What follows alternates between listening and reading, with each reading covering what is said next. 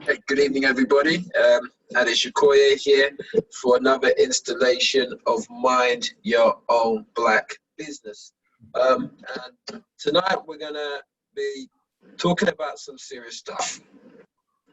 As you know, one of the intentions of this program is to touch on some of the challenges that we are experiencing in the Black community, mainly from a point of view of economics. But even though we touch on the problems, as you know, we are solution focused. So we're going to quickly divert the attention away from the problem to start looking at possible things that we can do as a community to reverse some of the challenges that we're seeing. Tonight, I have a very, very special guest, a man I have a lot of respect for, based on what he does, which he'll tell you about in a moment. And the commitment that he's shown to the cause that he's dedicated himself to. His name's Davis Williams. I call him Davis, or sometimes I call him King, but Davis. Yes, but without further ado, I'm going to ask him to introduce himself. So thanks a lot, brother, for joining us. I know that you're a very, very busy man, doing lots of stuff in the community. But first of all, for the listeners out there who may not know who you are, can you just tell them a little bit about yourself, please? Yes, greetings, and thank you again, brother, for having me on your amazing platform. I've seen some of the other guests as well, and for me to be lined up amongst them, I'm just like, wow, But yeah. I hate that question, like when people ask me to introduce myself, because I do so much. Do I do a lot? I don't know, but it feels like a lot sometimes. I don't know what hat to wear, So sure. I will introduce myself like this. I'm Davis, I'm a father, and I'm a resident of this planet Earth, and I care about the direction that it's heading in. So all of my endeavors relate to the things that I care a lot about. And the things that I care the most about is people's diet, what they eat, and our children. Those two are my two most they're on my to-do list. You know what I mean? So I'm the founder of Manhood Academy. Also, I'm the co-founder of the Raw Food Chef. Also, I'm the co-founder of the Naked Truth. And I'm an author of 2 books, soon to be 4 books next month. So yeah, and I'm a chess coach as well. I keep myself busy, and I'm very passionate. You have to be passionate about this situation that we're in, Yeah, I mean, back to your original question where he's asking, like, do I do a lot?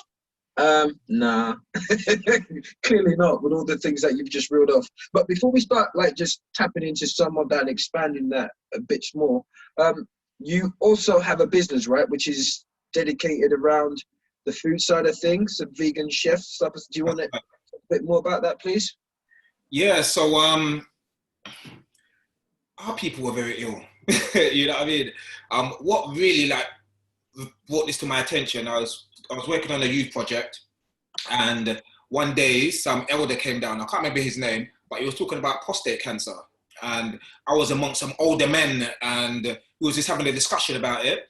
And long and short of it is, a lot of the older men that were there, black men, those that I had a lot of respect for, they had no interest in getting tested. So obviously the guy was encouraging people to get tested and so on and so forth.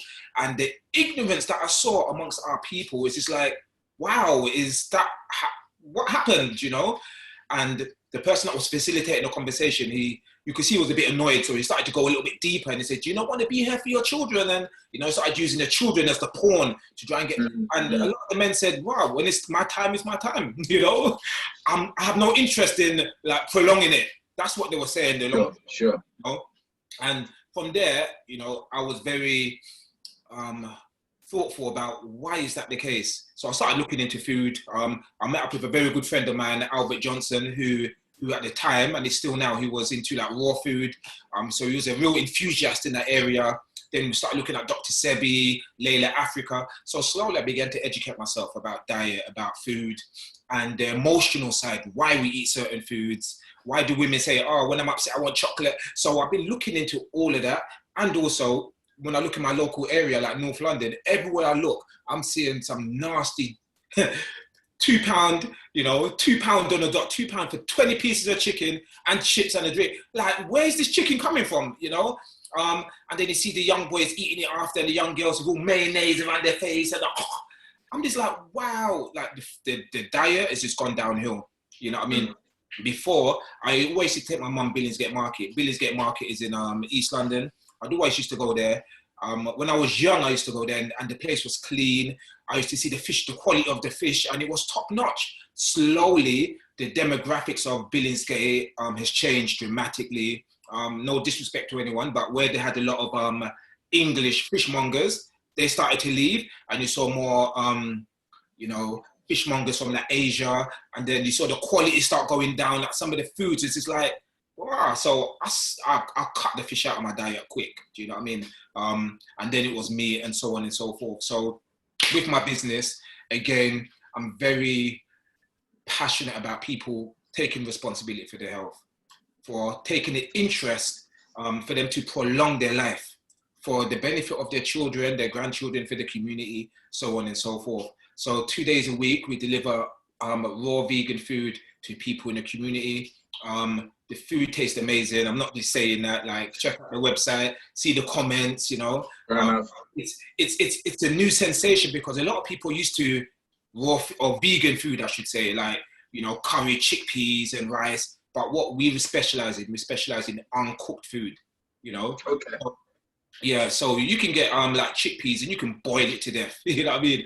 You can kill all the enzymes, all the factors that make you feel nutritious. You can destroy it. It's by overkill. You're killing it. You know what I mean? What we've done, you know, and it's not to say that we've originated. It's not a technology we've originated, but we don't cook anything. Do you know what I mean? So from our pizza, uncooked. From our lasagna, uncooked. From all the things that we prepare, yeah, we just don't cook it. And again, that's the best way to eat our meals, you know. It's called optimum food.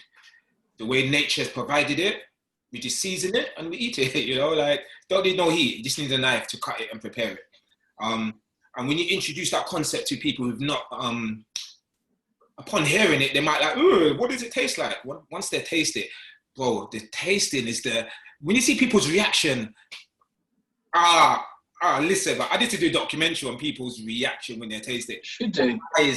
You know that film, Mask, when he's like, his eyes come down. Bro, it's to die for, you know. And I just sit back and I just twiddle my fingers like, yeah, now you see. But also it tastes good and it's healthy for you, you know. So, and everything that I do is around physical health and mental health. And, you know, and health is a part of the revolution as well. We can't be talking about, okay, you know, we want to transform our community and so on and so forth, but we're not focusing on ourselves. We are our number one product, you know. Of course. Like the name of your show is like Mind Your Own Black Business. Like, this is my black business right here. Forget everything right here. What am I putting into my body first and foremost? And, you know, if it's not the best that your body deserves, then really we need to look in the mirror and say, why am I not giving my body the best? Because I know if it was your business, you'll give it the best if you had the money. Do you know what I mean? So it's those kind of conversations that we, you know, that we put alongside the delivery. So when we deliver, we have conversations with people. Also, we do dinner parties where I could convert you to become a vegan. But what about your family? Do you know, like, your family matters as well. So what we'll do, we'll encourage you to get, like, you know, call your friends, call your family. We'll come to your house. We'll play music. We'll play some games, and then we'll just put on a spread of amazing food for you and your family to try it, to taste it, have conversations around it, but especially to find out their psychology around food. You know, why do they think the way they think when it comes to certain foods? So No, great. Thank you for sharing that. I mean, I definitely am going to need to take a bite of that. When you was explaining people's reactions, even though I haven't been there, I could relate to it because it kind of reminded me a bit when I give people Nigerian jollof rice. Okay. They're chasing Ghanaian jollof rice before I tell my Ghanaian brothers and sisters, and then when they chase the Nigerian, they're like, this is real jollof rice. So I get that. Are you throwing shade at the Ghanaians now? What is that? What you're doing? No. I got nothing for Ghana. Ghana, I would just say Ghanaians are my brothers and sisters, but when it comes to jollof rice, they know how it goes. But anyway, let's not digress the conversation. Let's keep it Yeah. So Yes, yes. you're also the founder. So great to hear you talking about food, the connection with food. And you also touched on some interesting points, i.e., for £2 in certain areas, you can get like 10 pieces of chicken and chips, and it's like, yay. And then we need to start questioning the quality and the impact it has on our mental, emotional, and our ability to build our communities. Now, I know you're also the founder of Manhood Academy Global, MAG. Yeah. What is it? Do you want to share it with the listeners? Before you finish, and to my sons, just for the listeners, two of my sons attend this community program. It is an awesome program. The level of conversations that we're having each Saturday when they've completed it is just, it's just expanding. It was in, but let me tell us a little bit more about MAG. Yes. So I've been working with young people for the longest while, longest while. How I first started, I didn't start off as a youth activist or however people see me. I started off as a football coach. So my passion is football. Okay. Yeah, I love football. I play football every Sunday still. I'm not bad as well. I'm all right on the pitch, I know what I'm doing. But at one point I got into coaching, I started coaching young people. I used to work for like West Ham. I used to work for Arsenal as well, Leyton Orient Football Club. And also for a little moment, I was at the FA, like teaching coaches how to become coaches. So, and it's funny, like when you look at racism and the FA and stuff, you will see like there's not a lot of black coaches, you know what I mean? But what I started to see, because when I used to walk around with my little badge, you know what I mean, from the football club, a lot of young players would come up to me and say, yeah, I play football. And then you coach them and you can see they've got real ability. But then what tends to happen is once it comes to trials or taking them somewhere, you could see they didn't have the mindset to adjust to that environment, Sure. Like they just couldn't do it. Very, very difficult. Some of them didn't have families to take them to the trials. So what I found myself doing, I was doing less coaching and more mentoring, more mindset coaching, performance coaching, getting their mindset right, because you can't go to trials at Arsenal and if the coach says you run in it. Don't be like, oh, long fam. Like, like I've had players just walk out of trials just because their mindset were not right. And I felt responsible because they were not prepared. So, so since I was maybe let's say 24-ish, I was mentoring young people, going into schools, going into prisons, so on and so forth. But as you know, bro, like a lot of people might celebrate their successes. I'm not one to do that. Like I'm very frustrated when I look at young people and I look at our community. I am never satisfied, because I know we deserve much more than what we're getting right now. Like my bar is up here, where some people might say, yeah, we've got 20 people through the door. It's like, I don't care about the 20. I care about the long-term impact, do you know what I mean? So I'm very hard on myself. And what started to happen is I started to see incidences like over like the decades that I've been working with young people, things just progressively getting worse and worse and worse. Young people becoming more desensitized, adults, parents becoming more desensitized to what young people are doing. Social media comes on board. We start to celebrate. Do you know what I mean? What's happening with young black boys, especially on the floor bleeding, and people sharing it like it's a wedding. I'm just like, what's wrong with us? And then when we put out a solution, people show no interest. Anyway, long story short, 2015 approximately, I just got fed up. Two young people that I used to mentor, one went prison, one got stabbed multiple times. There was a few deaths, unrelated, but my head was just heavy. So I said, you know what? I need a holiday. I need to declare my head. I needed to ask myself, is this what I'm going to be doing? Is this my profession? Just being frustrated day in and day out, looking for rewards in the form of community development. I'm just not seeing it. I'm just seeing it getting worse. Is that what I really want to be doing? Went holiday, went to the Gambia. Wow. Brother, like it was my first time in real Africa. I've been Egypt and Morocco, but real Africa. I like the way you said that, real Africa. No offense to no one, but yeah, like the people there was amazing. The food, the culture, everything was like top notch. I took my daughter there as well. My daughter was 9 at the time. And it was an ideal time for me and her to connect, but also for me to just clear my head. And when I was out there, my daughter had a fantastic time. She was so infused. She even said it was better than Jamaica. You know what I mean? It's just like, she loved it. She was so excited that she even wrote a book about her experience. you know, and if I got time, I'll get a copy and show you guys, you know. But it left an imprint in my daughter, but also it left an imprint in me as well, to the point where I said, you know what, I need to come here again. Because I don't know about any of you guys that's watching, but when I go holiday with my children, I'm daddy, you know. I'm not Davis that's going there to have fun. I'm like, I'm on guard, you know, I'm making sure that they're provided for, they're safe, and it's a new country, we've not been there before. So I'm just like, yeah, I was just on job. But through the interaction that I had with some Gambians, straight away I said, I need to come here because these guys are some deep stuff. You know, they started talking about the rites of passage. I'll talk more about that. They started talking about, you know, the president that was there at the time, the culture, and yeah, you know, the opportunities. You know what I mean? It was just like, this is amazing. One sec. Okay, 1 second. Yeah, no problem. Yeah. We've got intruders, you know, intruders. Is that the little man? No, the missus, man, the missus. Oh, fair enough. Intruder, you know. Very good. Yeah. So what I did, so that was October half term. I went for 7 days. That was not long enough for me. And so the following year, I think it was March or May, I'm really bad with dates. I went again by myself, and we went with an organization called AGA, Angela Graham Associates. And what they do, every year they take 2 trips to the Gambia. Sometimes they go different parts of Africa.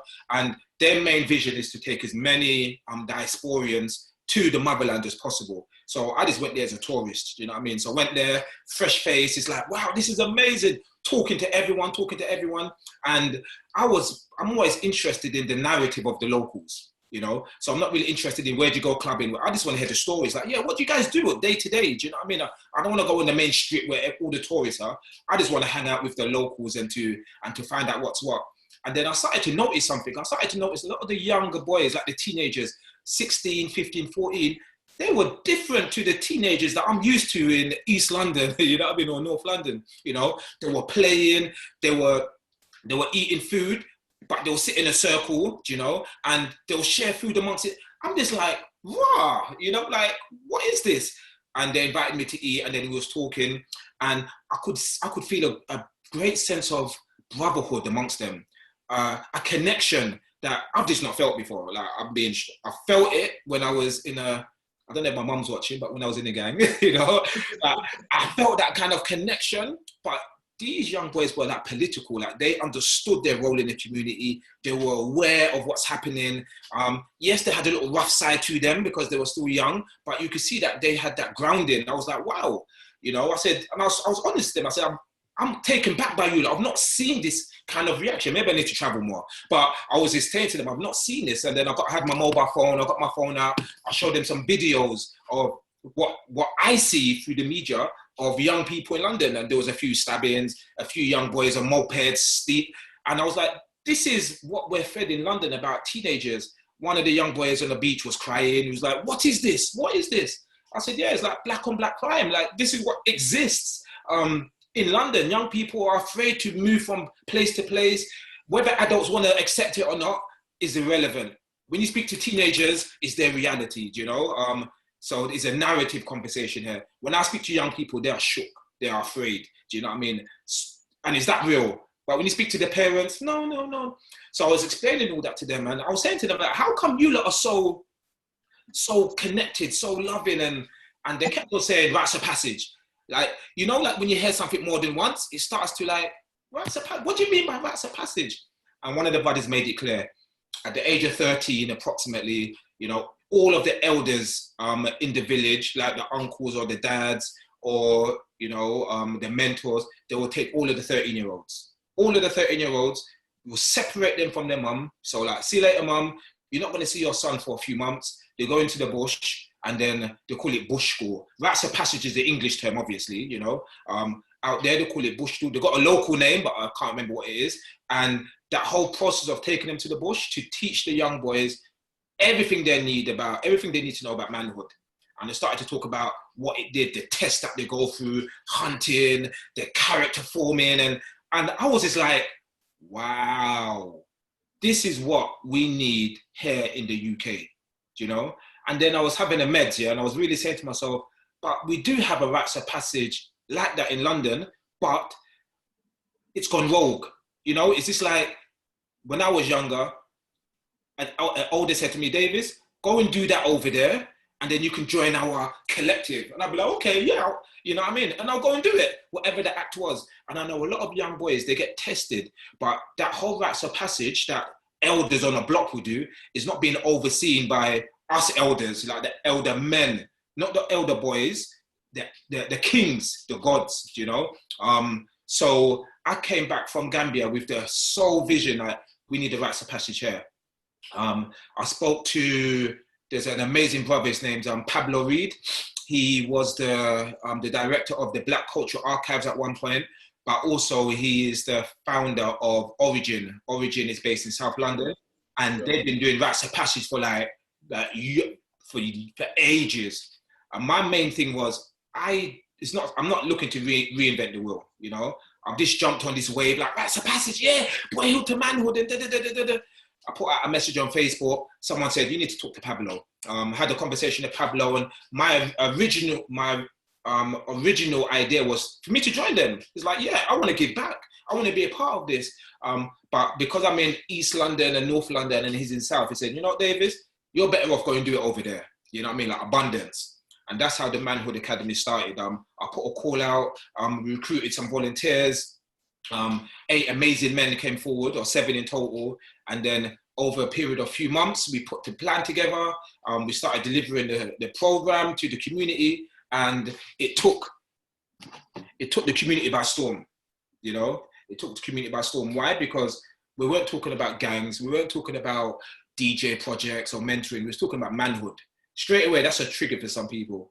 Ade, if you came to me when I was like 16, 17 and spoke about manhood, I'll tell you, like, what are you talking about? You know, like, you can't come to me with those kind of terms because, yeah, it's like, it's a weight, you know what I mean? It's a weight, you know? And when people, and I've heard of rites of passage when I was younger, I always ran away from it. When I used to work with young boys and, you know, they'll break down because of their incidences, what happened at home, whatever, I'm like, wow, you're crying. It made me feel uneasy. So there was something going on with my own masculinity where, why am I uncomfortable that this young boy is crying, you know? Like, do I have issues with, you know, that emotion? And what I started to realize through the work is that a lot of our young boys, yeah, they have trauma. The trauma is real. You know, the long and short of it. I'm glad to hear you say that. The trauma is real, and it's so real that we don't even know that it's there, if that makes sense, you know? Sure. It's so real, it's invisible.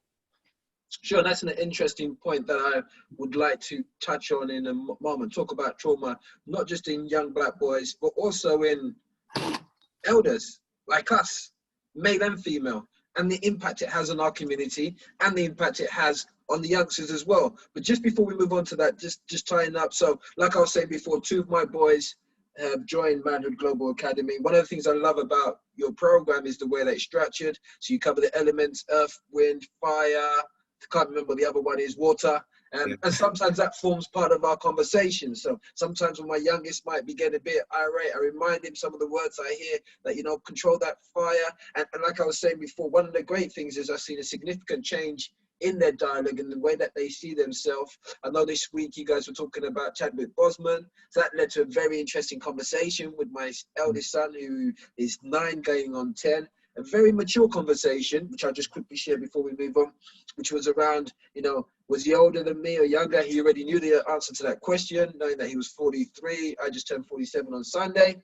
Then we had a conversation about cancer. Then he mentioned that he knew some other people about cancer who died of cancer. He didn't like cancer. Then he asked me this great question, which was, Daddy, is coronavirus a virus or disease? Which threw me for a moment. So, because it's like, okay, yeah, it's definitely a virus, but actually, is it also a disease? I'm not actually sure. Since I need to go away and research. But that was the level of conversation that comes out of the programs that you deliver. It engages parents and it opens up many conversations. So we'll be touching a bit more on what MAG does and how that has become part of the solution. I know you talked there about I picked up some concerns. I know, like myself, you're a father, you're a dedicated, committed father.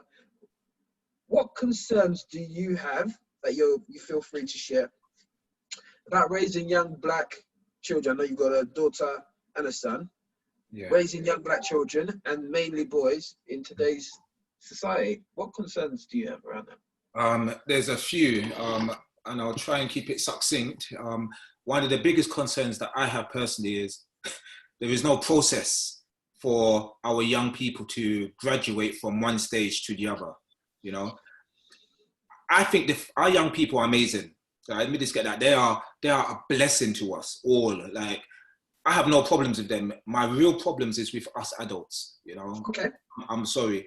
And the reason why, because we're too quick to let our children go, and we push them in the direction of Babylon or the beast or the system, call it what you want, and then they start miseducating our children, you know. They start miseducating and ill preparing our children for their future. What we have to start doing as men, first and foremost, is a corny word, but unify, you know, and make sure that all of our sons, first and foremost, go through a process like a rites of passage. I have a lot of respect for you, Ade, because, you know, like when I speak to a lot of dads or men about, yeah, get your son on a program, I'm teaching my son about manhood. I'm like, okay, easy. It's become an ego, like, I'm here, so my son don't need community or brotherhood. You know, and that's a wrong approach, you know, because as you know, in a continent, there is no, oh, here's my son. My son belongs to the community. Do you know what I mean? It's like, I will allow anyone to like discipline my child. Why? Because my child belongs to the community. Once I know you, and you know what I mean? It's like, yeah, tell him off. Don't come to me, you know? And that's why I travel everywhere with my son, so people can see like, this is my child. And I let people know, yeah, when he gets older, he needs to know that you lot are there, you know? But again, like, that relationship between father and son, for me, is not as tight as it should. So rites of passage, that's the first concern. And as a result, we become reactionary. We become reactionary over and over and over again because the foundation has not been set. When I was speaking to my young Gambian brothers, they were talking about the foundation. You know, it's like they are rooted. Their feet is so rooted on the African soil in terms of their duty as a man for their community. Like, they don't react because they've already got their strategy in place. They already know what the mission is. Us, like, what's the mission? Are we marching tomorrow? Like, no disrespect on about what is the, like, what? Oh, another petition. Okay, like, and then we change narratives. We're always changing narratives. But the real narrative is never about our young boys. And we talk about our young queens in a minute, our young boys, and making sure that they're prepared. How much effort do we put in to make sure that our sons put in our ego to one side? Because when I work in schools, bro, it's painful. It's painful. It's painful. It's painful. It's painful to see. And the music reflects that as well. So our young people going through so much, naturally, they're going to produce music that reflects their emotional state. And the music right now, yeah, some of the tunes is, yeah, but you can listen to the pain. And some of it is like blatantly violent. It's like, wow. But that's how they feel. That's their reality. So one of the things that we need to do is, yeah, it's a solution in it, is, yeah, we have to just make sure, yeah, that within our home, not in the schools, but within our home, we make sure we get our sons involved in a rites of passage program.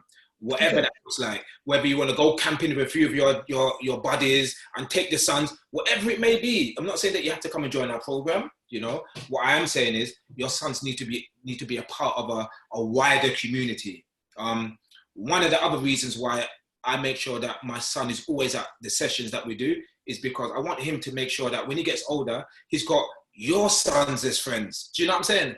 Not friends he's got in school. I don't know who they are. I don't know their parents. I've seen them. No, you know what I mean? We need to create that counterbalance, you know?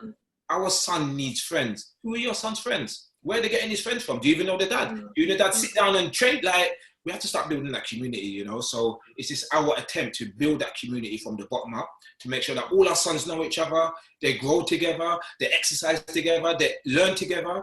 And then at some point, you know, we can elevate that vision into, boom, like, here's the actual venue or here's a school, you know what I mean? But it starts from the bottom. Sure. And the second thing I'm going to say as well, sorry, bro, I talk a lot in it, do you know what I mean? Just let you know. It's good, bro, honestly.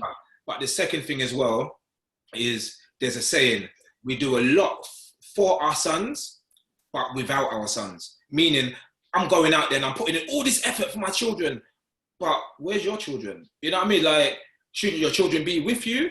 I know when I go to the fruit and veg market, I'm seeing Johnny there, who's English, and his son's there. You know what I mean? And the grandson, they've got like a family check. You could see that everywhere he goes, his son's there. Or the football match, you can see, where do we go with our sons? Apart from the barbershop, do you know what I mean? Like, where do we go? That's got rich culture. It's got a lot of emphasis. It's like a, yeah, it's like a brotherhood. Do you know what I mean?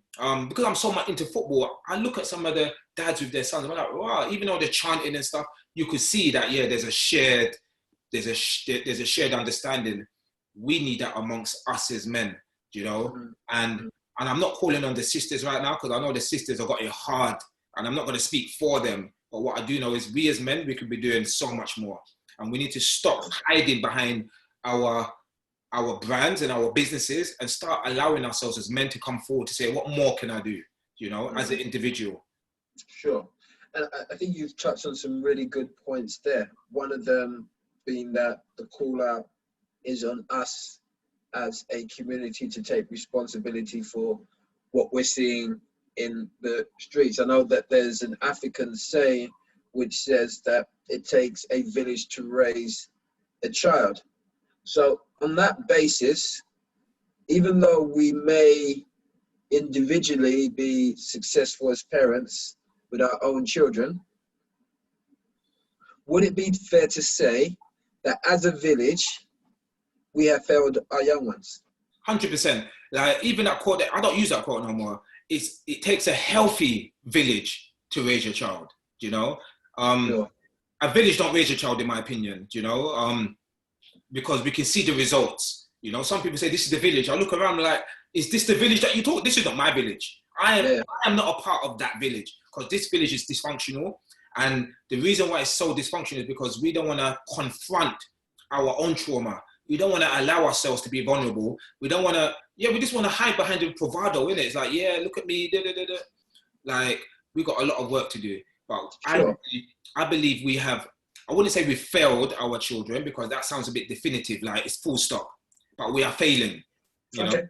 And we do need to transform that around very quickly.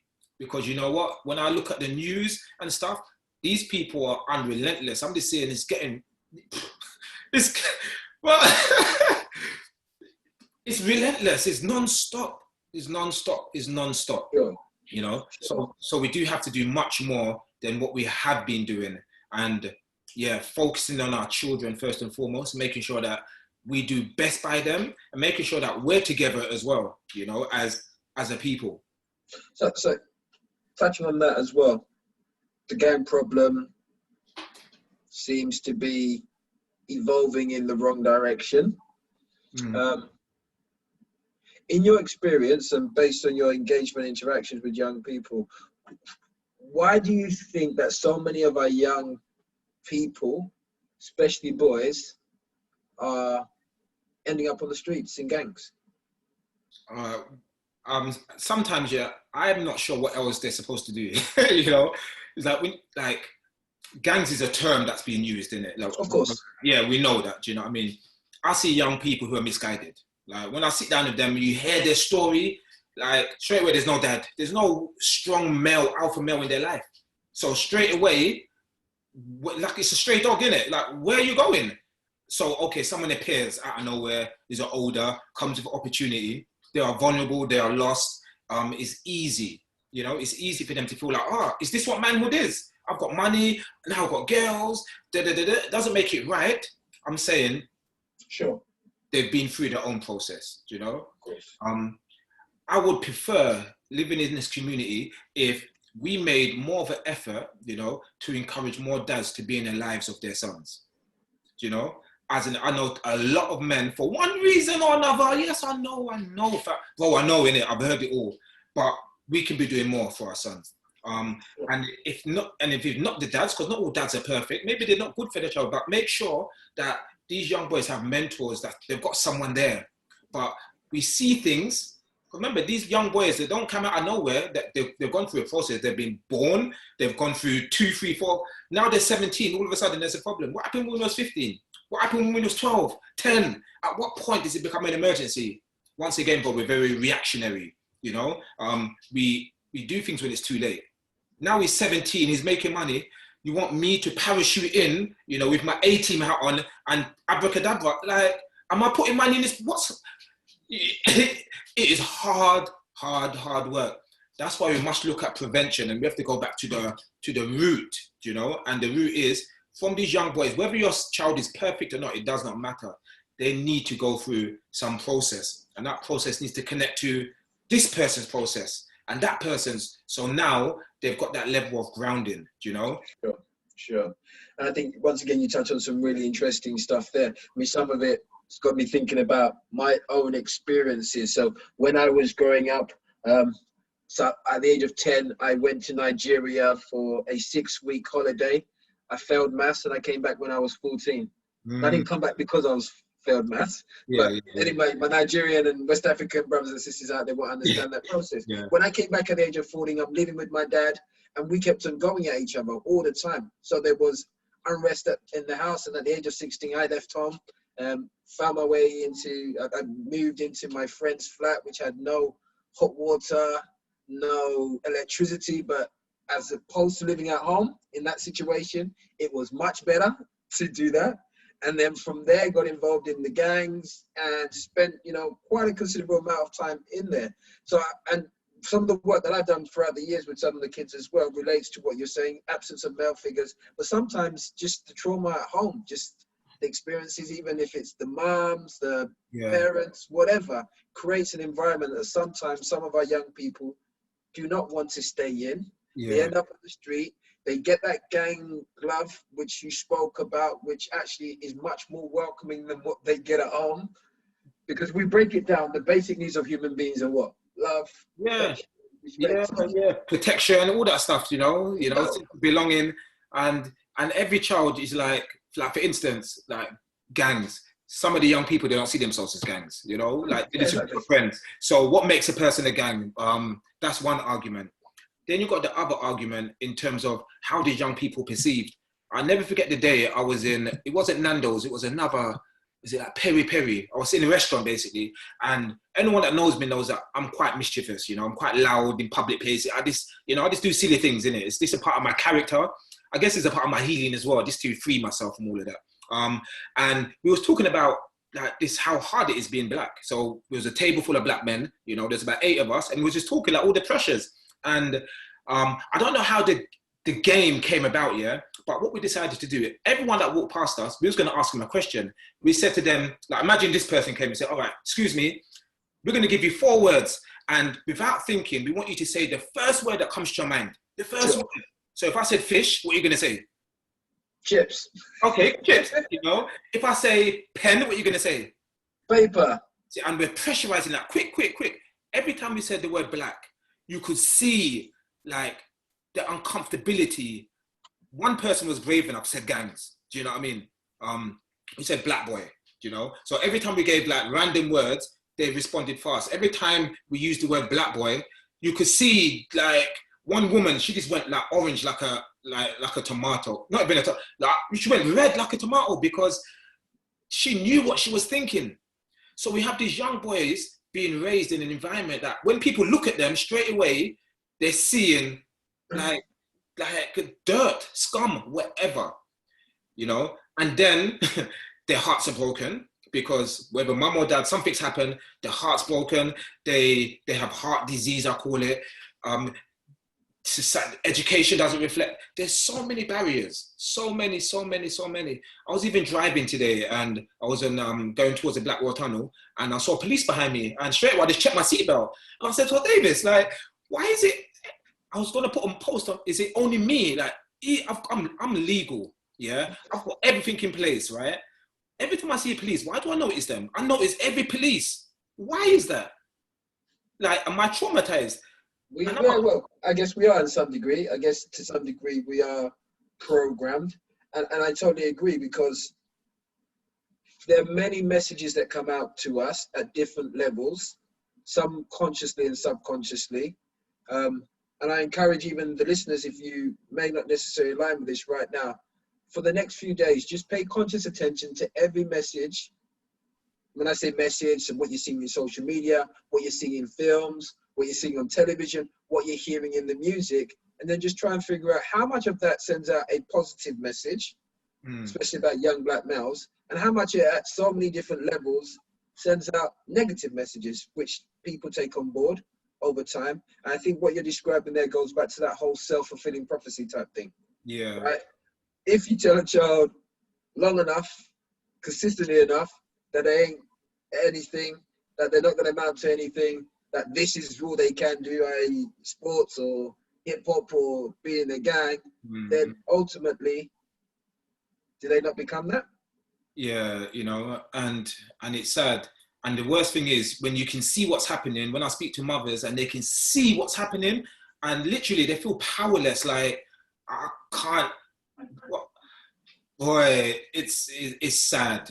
For me, there's nothing worse than hearing a mum say, I don't know what to do. My child might die tomorrow. I can't do nothing. Da, da, da, da, da. And I look at myself and I say to myself, where's the men? Like, where are we? You know, like, can't we do a little bit? Let's start looking at that. Let's actually, because I think that's a good connective bridge. So let's start looking at that. And let's also start looking at how does all this tie in with the black economy? One of the key things that I'm trying to do with Circulate is helping us to actually see how the black economy is not simply about money in our pocket, nor necessarily me spending money with you. How the black economy also impacts the social justice system, the educational system, our health system, our living circumstances, and even single families. So, for example, here's a theory that I'm working with, and I'm open for you to unpack it or see what you think. We know that in society, the black male tends to be at the bottom, right? And this is not about male versus female.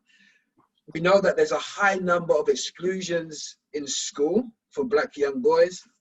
There's a high number of stop and search, they're more likely to go to prison. There's a high number or high degree or percentage of mental illness in that area. And also career-wise, some of the numbers are showing that actually these males are less likely to be able to get good jobs than their female counterparts, which is a great thing. Do you think all of this also sometimes, and I'm not saying that this is the only reason, so ladies and everybody else out there, this is not the reason. Do you think that that economic setup whereby these children who become men later on, who may not necessarily be able to provide for their own families, which then becomes a recurring pattern, do you think that for some males, that's part of the reason why they may be absent? That they feel that they don't have the ability to provide, and whether we believe it right or wrong, that as the man I should be the provider, but whoa, I can't even provide for my family, and so it's easier for them to run with that trauma.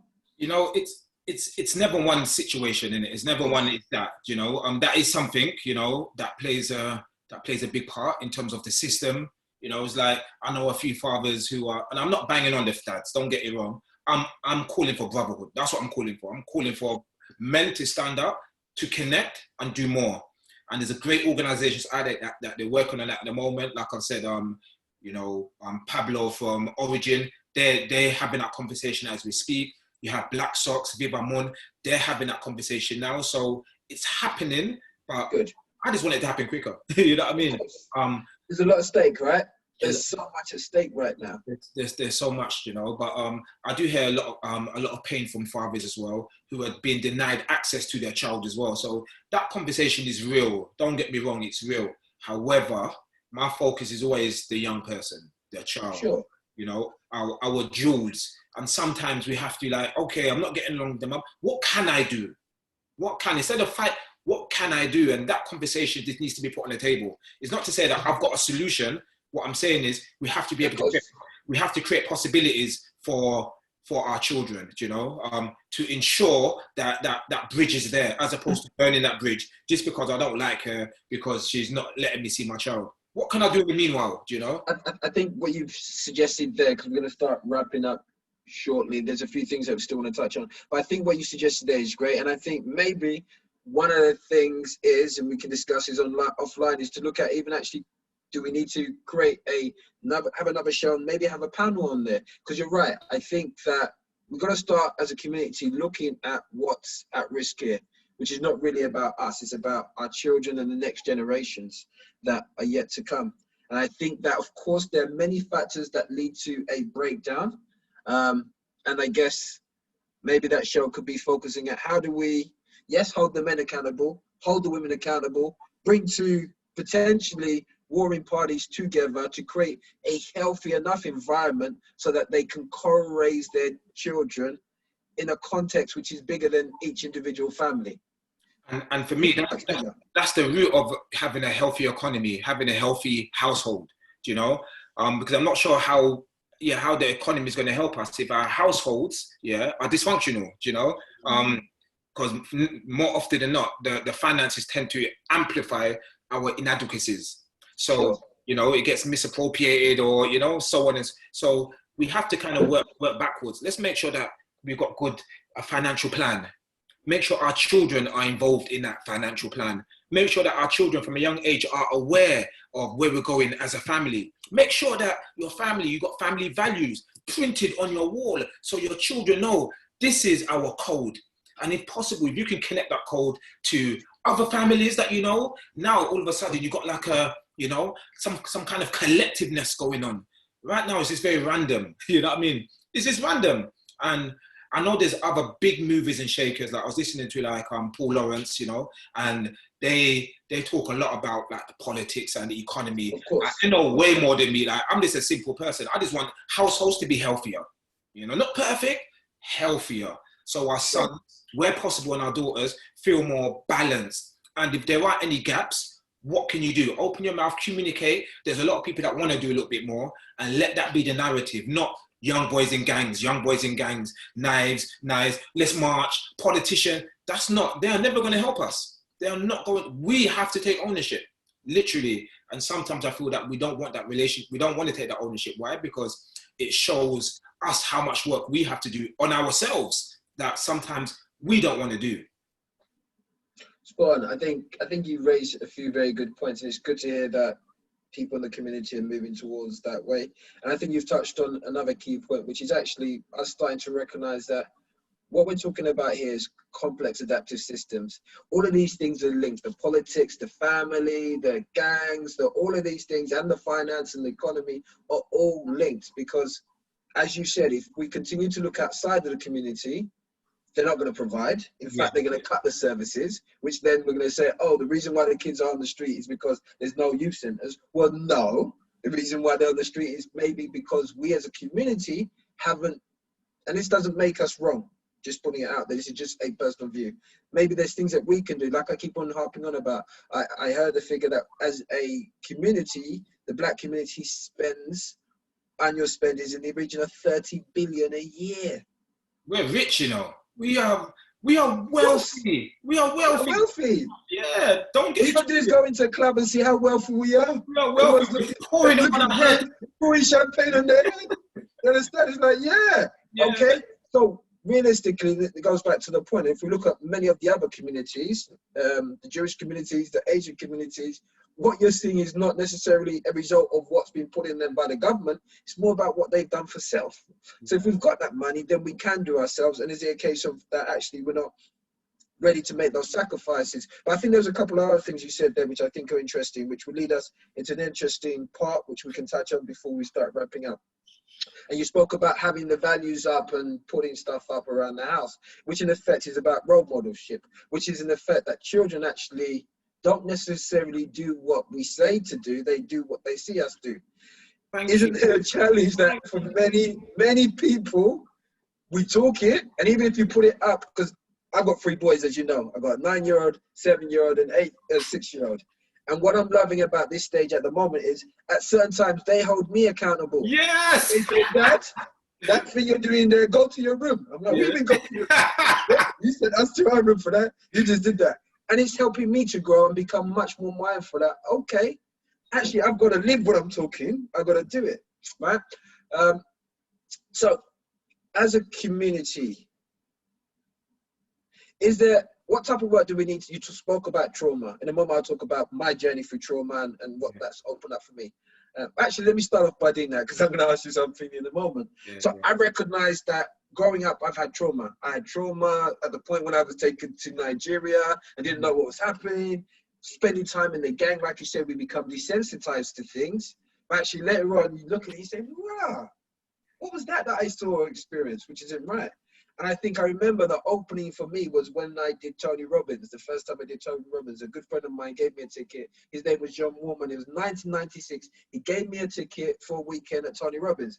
I thought, oh, whatever, let me go and see what this is about. It was 4 days, starting from 9 in the morning, finishing like 1 a.m. in the night. Wow. I rocked up there on the first day on the Friday, like at 6:30, thinking, oh, this ain't for me.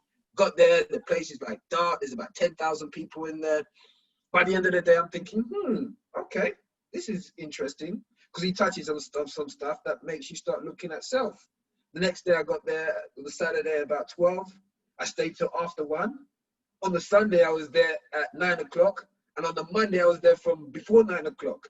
And that started my journey, right? And through that process, I've done quite a bit of self-development and still doing it. And there's times, I'll be honest, where stuff just comes up where you're just like, whoa, is that present in my life? I'll tell you one other quick story as well. I remember I was at an event once. There was a guy in the corner, big guy, big Australian guy. I didn't know he was Australian at the time. Sitting down in the corner, crying his eyes out. A big guy, you know. If you saw him, big butch guy. I'm coming and thinking, like, right, what's wrong with this dude? And people are like, oh yeah, like he's just having a breakdown. I'm like, yeah, was he having a breakdown at one of these places for? What's all that about? Like, yeah, he's ex-special forces, and some of the things that the exercises we just done just opened up some stuff for him, and he's just like, he's having a breakdown. So I'm thinking, oh, that could never happen to me. Catch me 2 hours later, I'm in the corner as well. Oh my gosh, because the stuff that they bring up helps us to start seeing, and I'm still working for it. So my question is it normal for people to have trauma?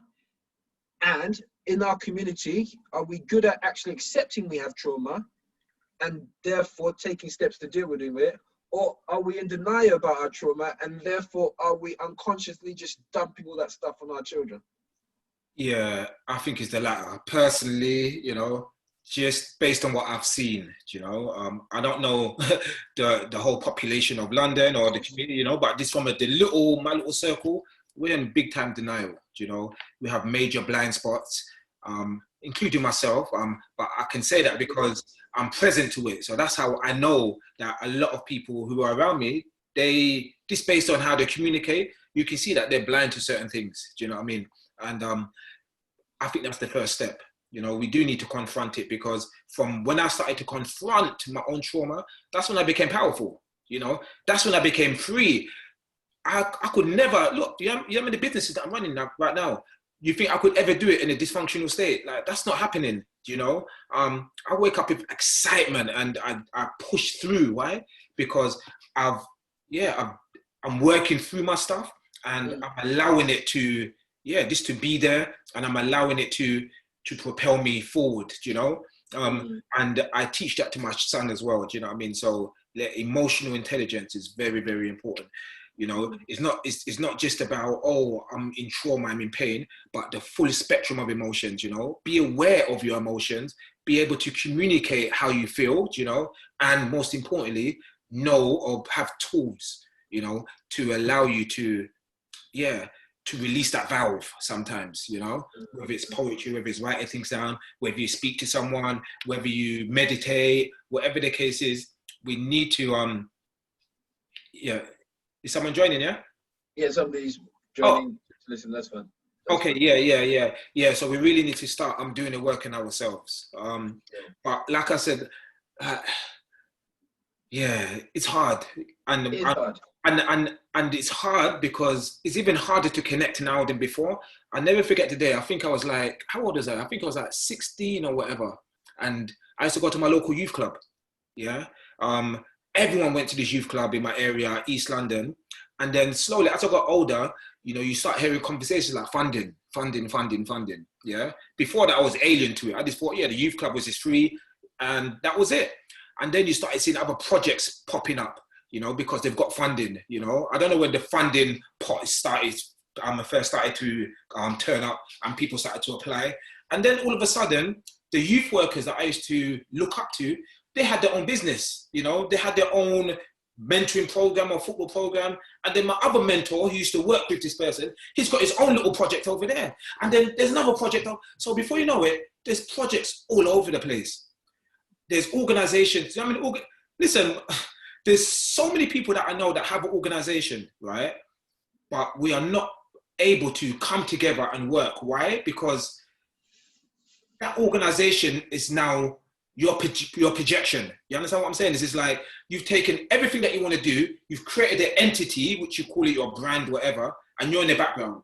So when I come to introduce myself to you, I need to go through your brand. I can't even speak to you as an individual, as a human. I've got to talk about your company and what project you're doing. It's so hard to connect with people now, to do anything, because it's like business is first, you know? So even when we're doing this community work, bro, you ask people like, yo, can you like donate? It's like children. Even if myself, like I try and help as much people as possible, because I try and put myself first and not Manhood or the Raw Food Chef. But when you reverse it now, a lot of people are lost in their company and you don't see who they are. You don't see them. You see their business, you see their business card, you see their logos. And that is very Western. That is very detached from community. Because when you're talking about community now, you've just got community, that's it. Community. There is no differentiation between this, is this one. There's a oneness. I was at the Reparations March, August the 1st, and as great as it was, there was about 1,000 different companies. You know how many business cards I got? You know, that's not a community, in my opinion. That's not, because people go in there to push whatever agenda that they're pushing. And then when you go to the back end, yes, it's got beneficiaries, but it's fueled by finance. So we really have to check ourselves and how we move in our community. Some people don't like it the way I talk, you know. It is what it is, you know. Like, is this how I feel? And yes, I've got my own business, but I'm very careful with how I communicate it when I'm connecting with my peers in the village, you know. Yeah, we need to learn how to take off our hats. And okay, we're not in a business space. We're in a social. We're at 9 nights. Why are you giving me a business card at a 9 night? You know, it's families. What's wrong with us, man? Like, what's wrong with us? It's not the gold chain and the big chaps no more. It's, yeah, I've got a company. You know what I mean? It's the game has evolved, and the more it evolves, the further away we get from connecting with our children. You know, like I looked at my phone yesterday, like bare stabbings, bare shoot. I'm just like, what's going on? What's going on? Yeah, I mean, personally, I do my best to, and of course you can't because of the line of work that you do, and that's part of the reason why I try and disengage from the news and all those things. Because each time I come across that, it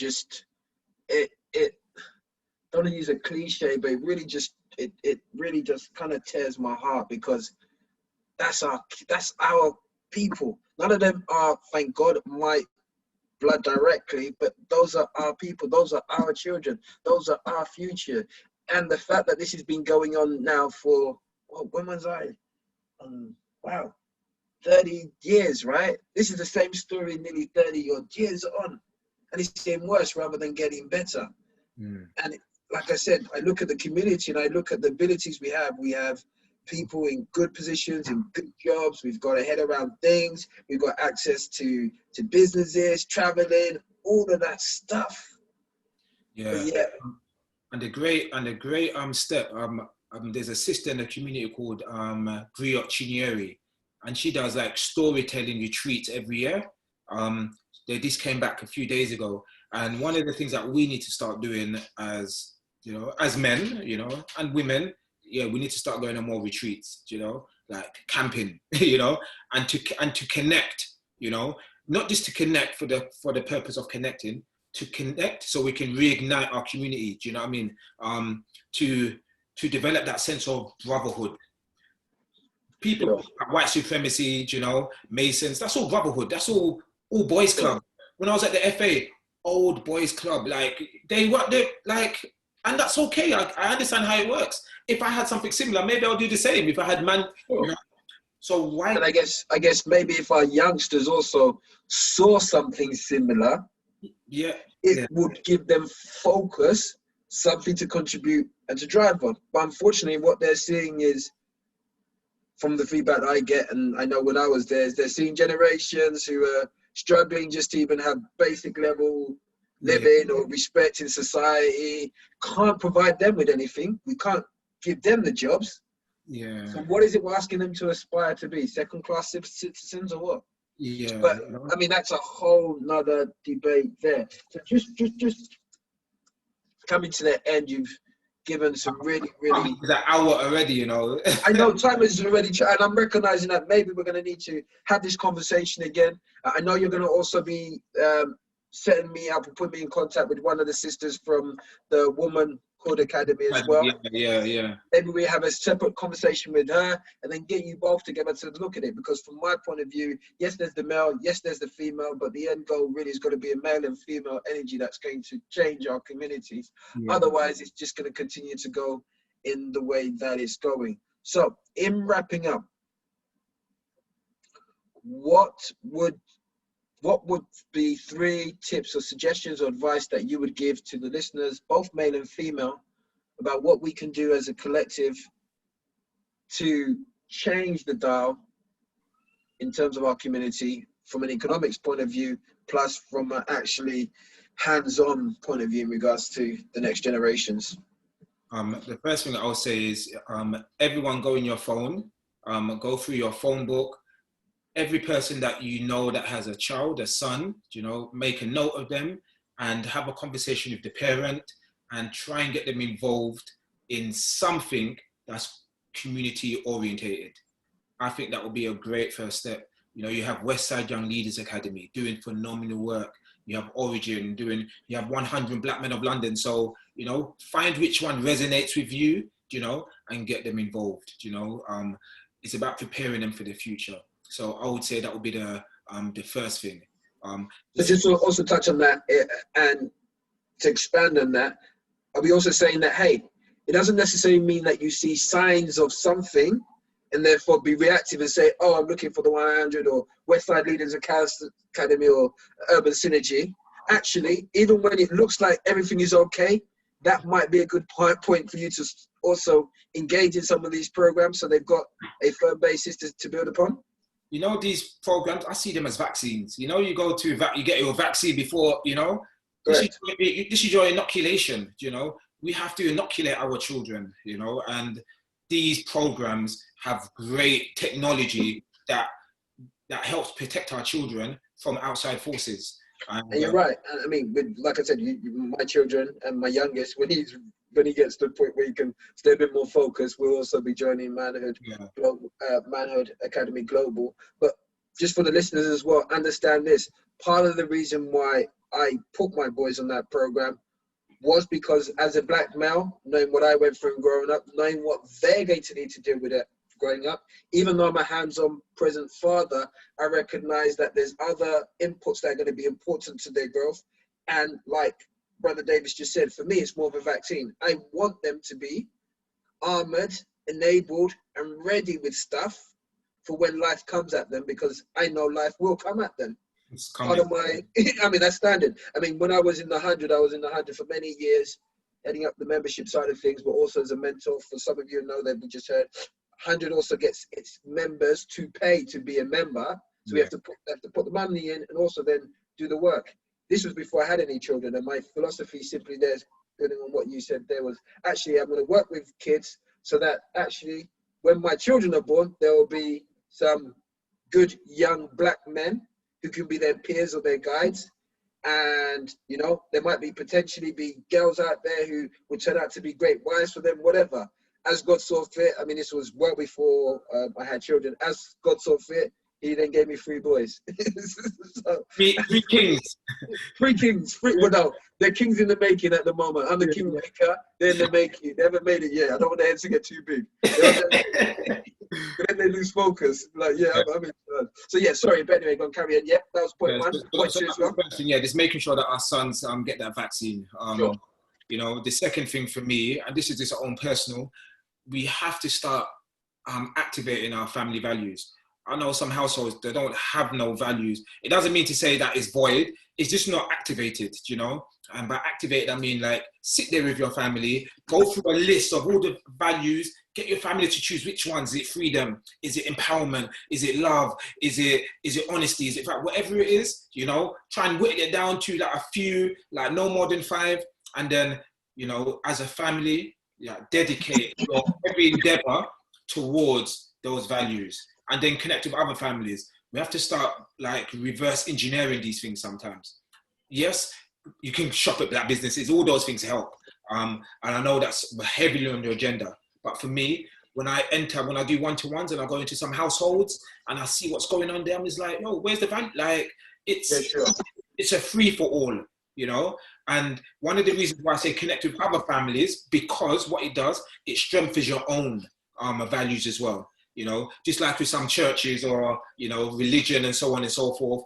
Again, like everyone has got that religion, which when you really strip it down, it's all got certain values, and all the other parents, families, households, they support each other on that journey. We can only support each other. I can only support you, Ade. Me and you share different, similar values, if not the same values. It makes it so easy.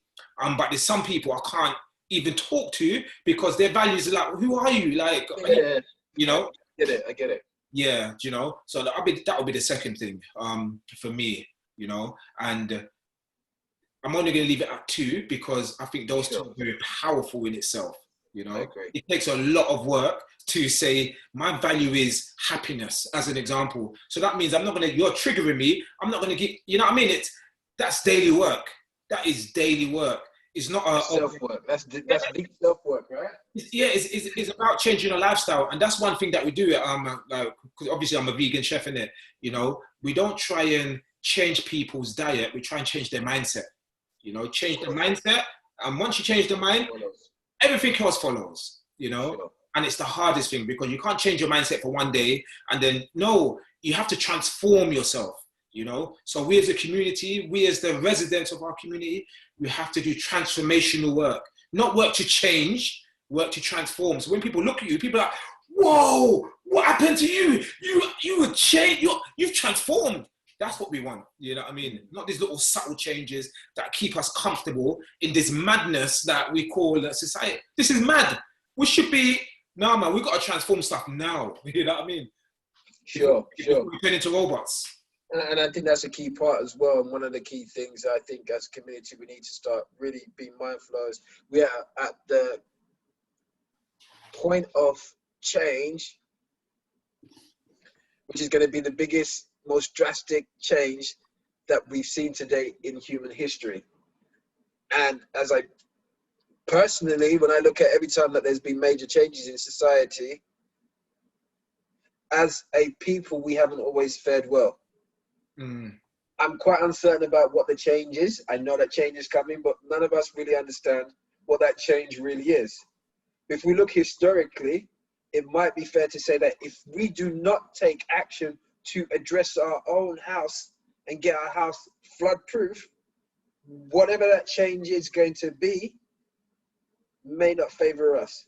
I think there's also another level to that as well, which is actually we're seeing that lots of communities in the world are rising up because they fear the change that may be coming and they think it may not be right. Many of those other communities are not like us, they don't look like us, but they're also concerned. So if all the other communities are concerned about something that's coming, and we historically, as a community, Black community, tend to get the raw end of the deal, I'm even more concerned around that. I'm just calling that out, and that's just basically how we are. So, Brother Davis, you've taken a lot of your time, and I really appreciate to provide a lot of value.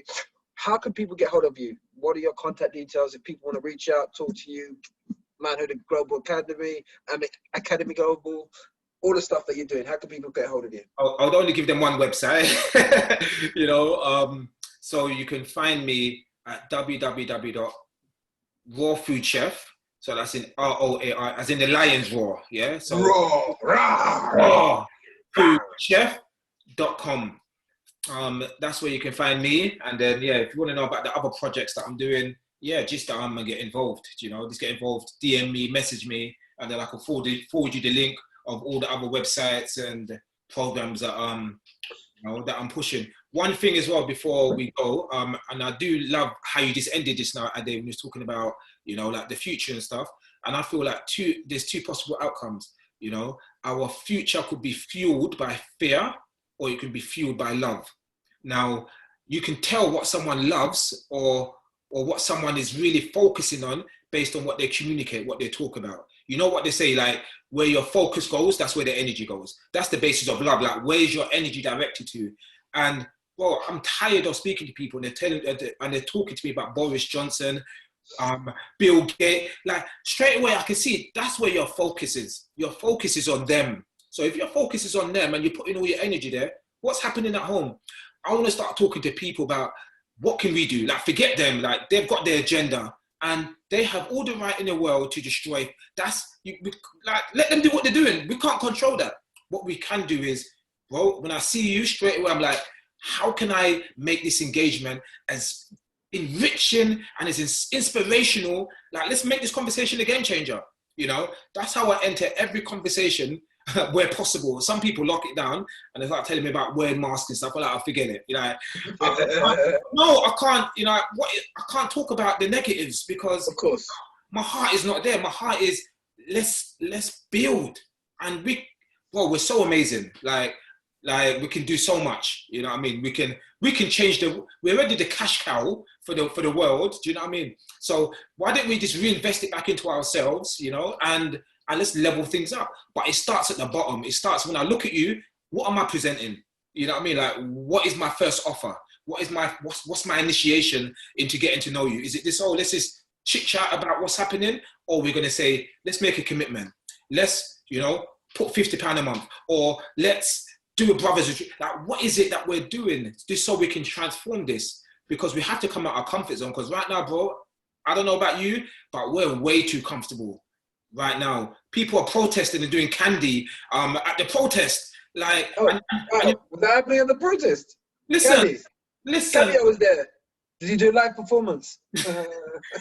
Listen, yeah, it's like we're too comfortable, you know, like, and sometimes things have to get even worse.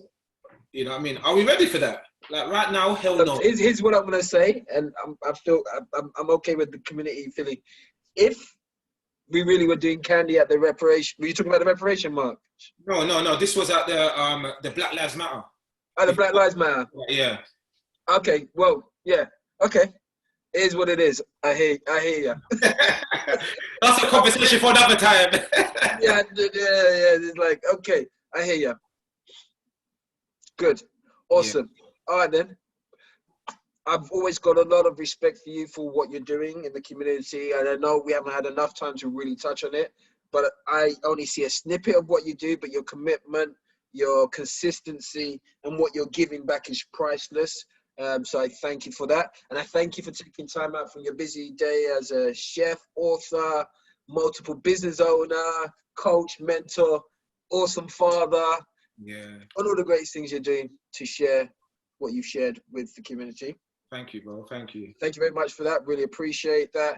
And yeah, guys, there you have it. Realistically, we can continue to talk about and then them, or maybe there comes a moment when we just look at the mirror and we say, well, I think for me, what I've learned in definitely more so in recent years is I cannot control other people. I cannot control other people's agenda. But one thing that I always have full power over is what I do, what I choose to do, and where I engage, which is what Gandhi talks about when he talks about be the change you want to see. You can try and change other people. You can point out where their thoughts are and why they're in the wrong and why they're morally, okay, great. But we're still in the same situation. So I'm encouraging us, and don't make yourself wrong for it, but just take a moment, start looking at yourself, knowing where we are. And I think the only people who are going to save us is us. Trust me. We're the ones we've been waiting for. No one is coming. We are the ones we've been waiting for. There you go. And some of us are here. So it's all well. Thank you very much, my brother. Thank you all to the listeners. Enjoy your evening. Please think about it and do pass on this message to other people. Once again, it's more just about how do we come together as a collective to make a difference in our own community. Take care and circulate. Peace, man. Take care. Peace, my brother. Thank you. Bye-bye. Bye.